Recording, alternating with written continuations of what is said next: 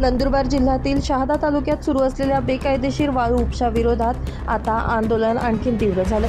सारंगखेडा येथील तुळशीराम उत्तम कोळी यांनी नाशिक रोड येथील विभागीय आयुक्त कार्यालयासमोर आमरण उपोषण सुरू केलं असून वाळू माफियांविरोधात कठोर कारवाईची मागणी केली आहे। शहादा तालुक्यातील विविध नदीपात्रांमध्ये सेक्शन पंप, यांत्रिक बोटी आणि इतर यंत्रसामग्रीच्या सहाय्याने दिवस रात्र मोठ्या प्रमाणावर बेकायदेशीर वाळू उपसा सुरू असल्याचा आरोप उपोषणकर्ते तुळशीराम कोळी यांनी केला। नदीपात्रात पाणीसाठा उपलब्ध असतानाही पर्यावरण नियम धाब्यावर बसून वाळू माफियांकडून वाळू चोरी सुरू असल्याचा आरोप त्यांनी प्रशासनावर केला। तसेच सर्वोच्च न्यायालय, राष्ट्रीय हरित लवाद आणि पर्यावरण संरक्षण कायद्याचे आदेश पायदळी तुडवले जात असल्याचंही त्यांनी सांगितलं। महसूल विभागाच्या कार्यक्षेत्रावर हा प्रकार सुरू असताना संबंधित अधिकारी दुर्लक्ष करत असल्याचा गंभीर आरोपही यावेळी त्यांनी केला। जोपर्यंत बेकायदेशीर वाळू उपसा बंद होत नाही, तोपर्यंत दोषींवर कठोर कारवाई होत नाही, तोपर्यंत आम्ही उपोषण मागे घेणार नाही। संबंधित अधिकाऱ्यांची गोपनीय चौकशी करून त्यांच्यावरही कारवाई झाली पाहिजे। उपोषणकर्त्यांनी प्रशासनाकडे अनेक ठोस मागण्या केल्या। बेकायदेशीर वाळू उपसा तात्काळ बंद करावा, वाळू उपशासाठी वापरले जाणारे पंप जप्त करावे, यांत्रिक बोटी उद्ध्वस्त कराव्यात, तसेच रात्री बेरात्री सुरू असलेली वाळू चोरी थांबवावी अशी मागणी यावेळी करण्यात आली आहे। मी तुळशीराम कोळी, राहणार सारंगखेडा, तालुका शहादा, जिल्हा नंदुरबार। मी आज विभागीय आयुक्त कार्यालय इथं उपोषणासाठी बसण्यात आलेलो आहे।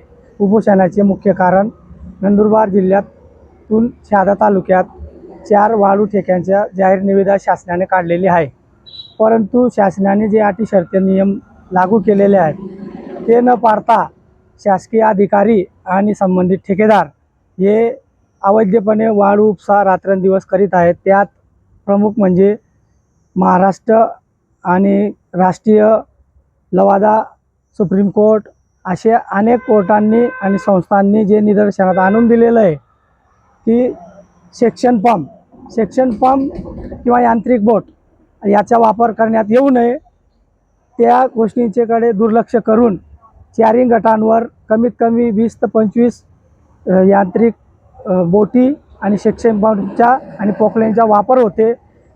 शासनाने नियम लागू केले असता सकाळी 6 ते संध्याकाळपर्यंत वाहतुकीचे नियम असतात, पण ठेकेदार आणि महसूल अधिकारी यांचे धागेदोरे गुंतलेले आहेत, म्हणून 24 तास वाळू उपसा वारेमाप चालू आहेत।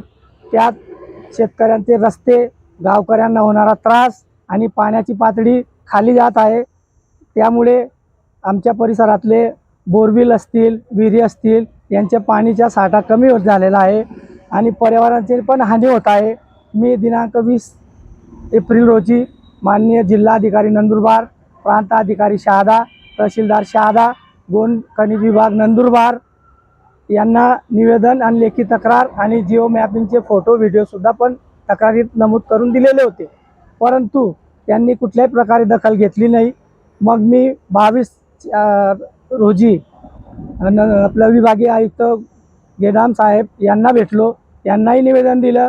त्यांनी त्या तक्रारीची फोटोकॉपी केली आणि कलेक्टर मॅडमांना पाठवली, परंतु आज पाहतो कुठल्याही प्रकारे कुठल्याही अधिकाऱ्यांनी दखल घेतली नाही किंवा कारवाई केली नाही। म्हणून मी आज रोजी माननीय विभागीय आयुक्त यांच्याकडे उपोषणासाठी आलेलो आहे। त्यात माझे प्रमुख मागण्या आहेत। प्रमुख मागण्या एक म्हणजे पहिले सेक्शन पंप, बोटी, पोकलेन जे यांत्रिकच्या साहाय्याने वापर करण्यात ते जप्त करण्यात यावे किंवा नष्ट करण्यात यावे। दुसरं जे रात्रीची वाळूची चोरी आहे ती बंद व्हावी आणि संबंधित जे ठेकेदार आहेत त्यांना काळ्या यादीत टाकण्यात यावं आणि महसूल अधिकारी जे आहेत तलाठीपासून तर वरिष्ठांपासून सर्वांचे विभागनिहाय चौकशी करण्यात यावी आणि त्यांच्या विरुद्ध कारवाई करण्यात यावी, एवढी माझी प्रमुख मागणी आहे। मी जोपर्यंत मागण्या पुऱ्या होत नाही तोपर्यंत उपोषण करणार आहे। याशिवाय संबंधित आरोपींवर मोक्का अंतर्गत गुन्हे दाखल करण्याची मागणीही करण्यात आली आहे। नंदुरबार जिल्ह्यातील बेकायदेशीर वाळू उपशाचा मुद्दा आता नाशिक विभागीय आयुक्त कार्यालयापर्यंत पोहोचला असून या आंदोलनामुळे प्रशासनाची भूमिका काय राहणार याकडे सर्वांचं लक्ष लागलंय।